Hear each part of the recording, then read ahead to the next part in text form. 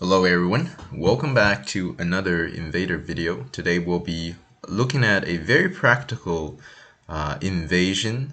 So today will be sort of like a workshop on the tactics because I think for my Invader series, a lot of the philosophies and concepts are all well introduced. But I think what my users or what my viewers have as problems mostly with the tactics, right? So today we'll be looking at a professional game. So this is played by two professionals a long time ago. The next move, White decides to invade at R6, and I'm pretty sure that you have encountered a situation like this, right? As Black as well as White, when you invade here, you know there's something, but when Black plays the next move, that is to try to enclose you at Q7. This could look very overwhelming, right? How do we even get ourselves out? Like, there are four stones attacking us. So today we'll be mostly looking at the tactics and then also see if the principles that we've learned before can apply in this situation. So a very practical workshop. So the next move, our intuition is to say, hey, we don't want our opponent to play Q6. So I'm going to push out. However, I don't really recommend the Q6 breakout because the next move, Black will enclose at P6. So if you actually check with an AI, AI is going to tell you that this is fine for White. And let me play out a little bit what AI is thinking. So AI is thinking about Hane here. Tactically, Black can cut at Q5. And this is very difficult for these two stones to survive because there's no obvious, basically there's no obvious ways for these guys to survive. So Black can just play something like this, and then it's quite hard. If you play this one, Black can capture, right? So, and also if you descend, descend and try to connect, probably you're not going to succeed in doing that because Black can just play out like this, and then these guys still cannot live. So tactically, it's difficult. What AI would suggest you is to extend and sacrifice. Black follows up with this, and then White patiently extend once more at N5. This is actually a AI recommendation. Black can follow up with the capture at S6. It's very nice to Suji to kill the two stones. White is not going to try to struggle this because this is no use. All right, White is going to die in here. But AI just says, you know what, we can just play on the outside. Black follows up by destroying the stuff White has here. White follows up with a nice control move towards the center, and Black captures. But this is a very high level play, right? I would not have thought about something like this. It's way beyond my level of understanding of Go, which is why I don't recommend that to my viewers.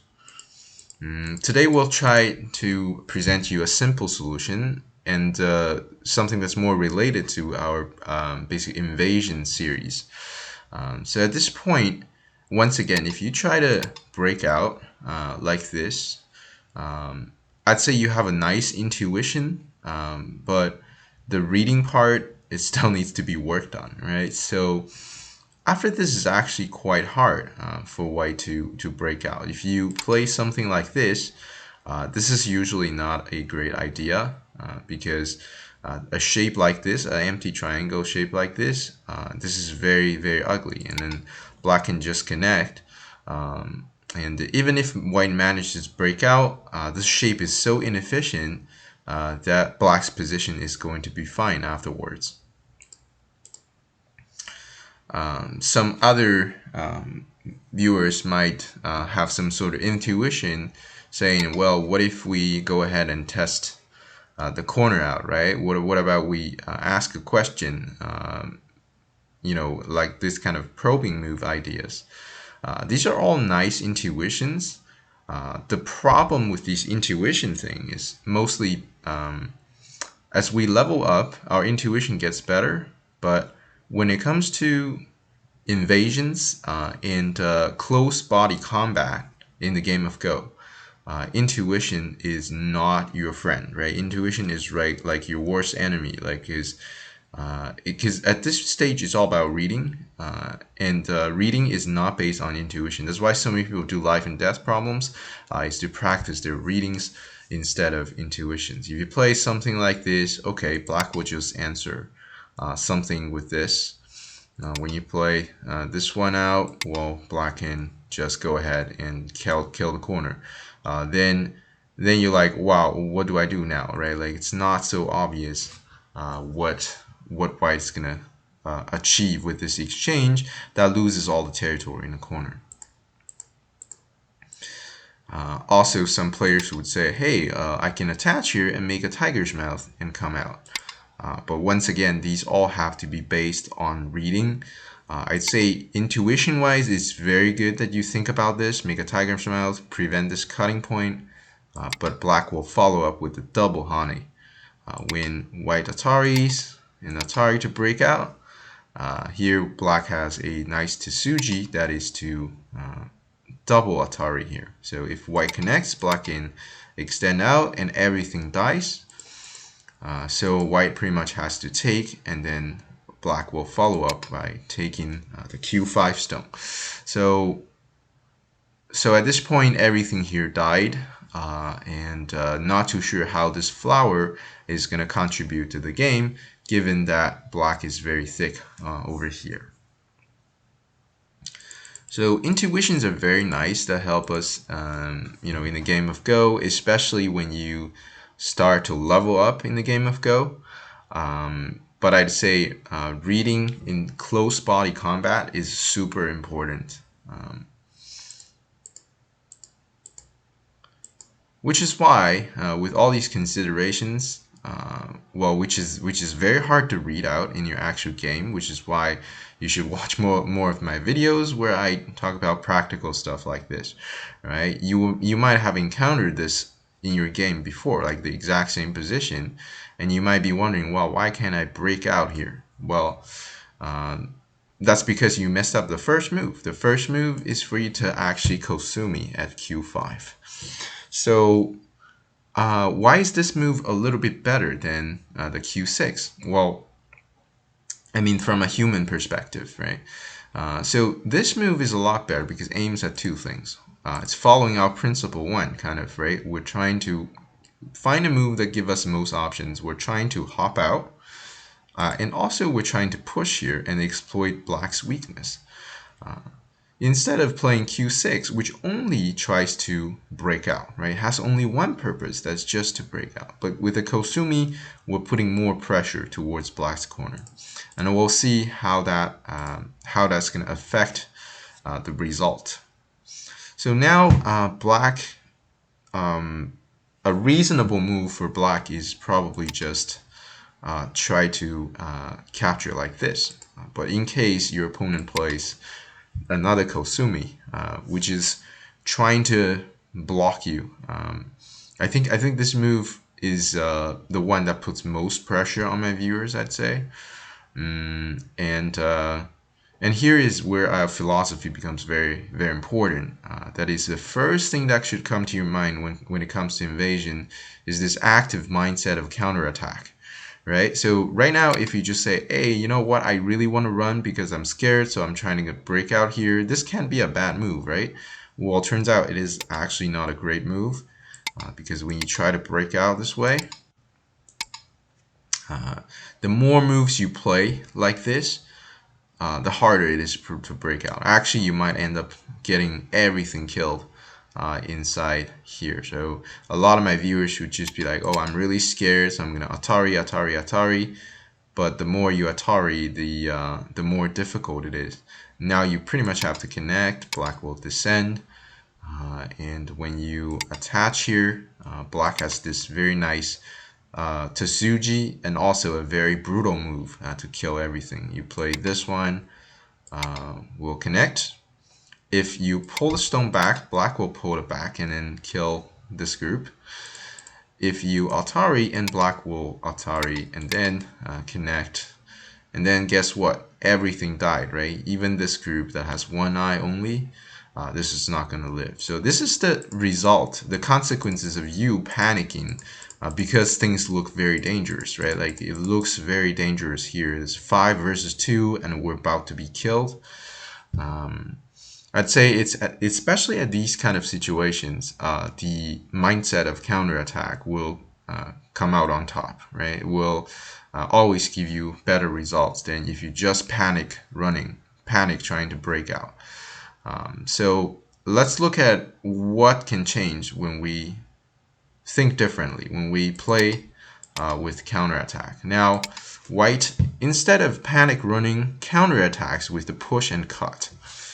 Very, very aggressive. And now, first of all, black cannot Atari like this because if this stone dies, white is pretty much alive, right? Like if you play this, well, first of all, now you need to spend a move to kill this thing, but then the outside has so much weaknesses. This is just not going to happen. So anytime this stone is killed, white is alive and white is successful.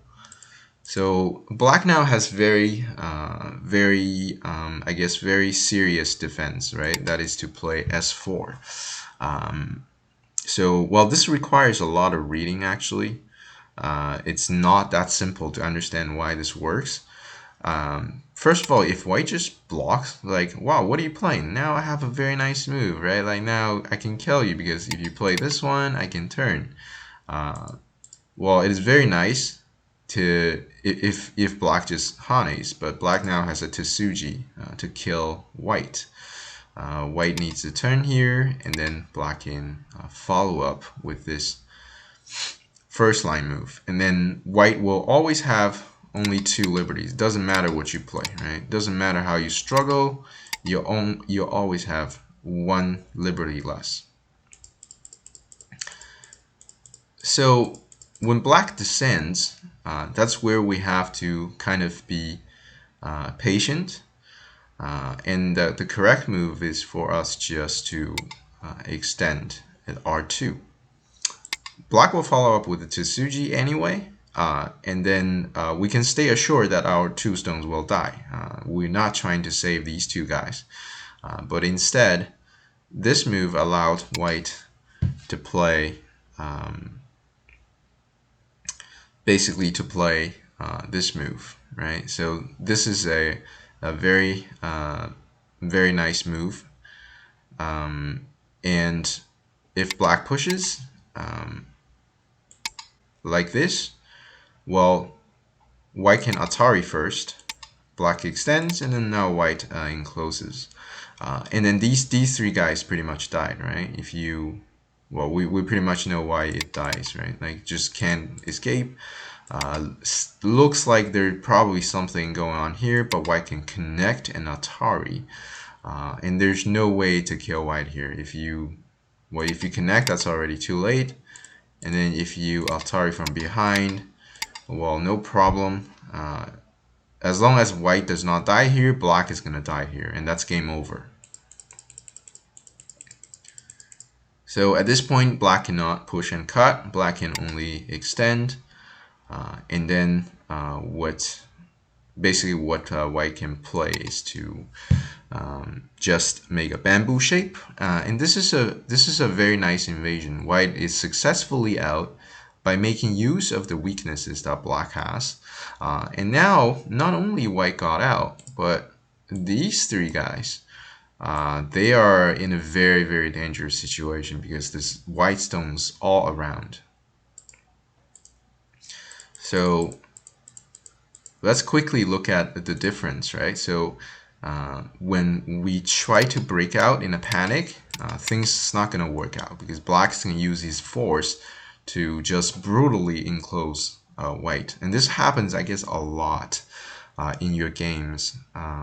It's a very, very common mistake that intermediate players, single-digit Q players, and low Dan level players, and even high Dan level players sometimes, like myself, make. That is, I forgot to, or we forgot to counterattack when we are in danger.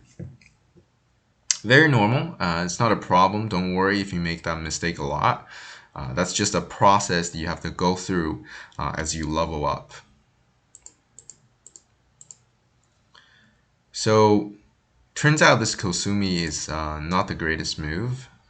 A more reasonable move is to either play this Kema defense or just to block here to prevent all those use of weakness. Well, this one is the easiest to deal with, right? Why just need to extend out?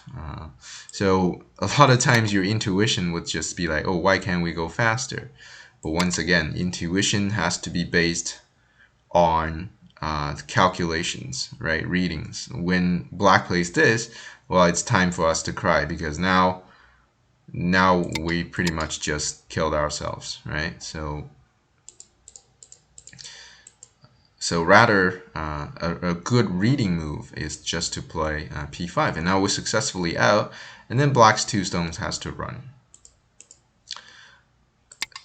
But our video is not over because black now says, you know what, I understand all that, you know, I'm gonna enclose you this way and see what you can do. So once again, we will apply the same principle. We'll push and cut, causing problems in black's corner. So if black goes ahead and play that one, we can just go for this variation. And now what we can do is basically push here, right? So this is a very, very nice move. When black blocks, we can cut again. So check how white played correctly, right? By not worrying too much about you know, about what is going on with these guys, but rather what the problems with black. Now black has only one way to save these 2 stones. That is to just play like this. White will Atari once, and now after making use of all that, white now can successfully white can now successfully break out this way. So that's one way to actually break out. The other possibility is actually just Kosumi out. That is also okay. This is no problem. So whenever black squeeze here, white can connect the stone on the 3rd line. Why is that? Because if you enclose me, don't forget that your corner is in trouble. So black needs to play this one, and then white can successfully break out like this.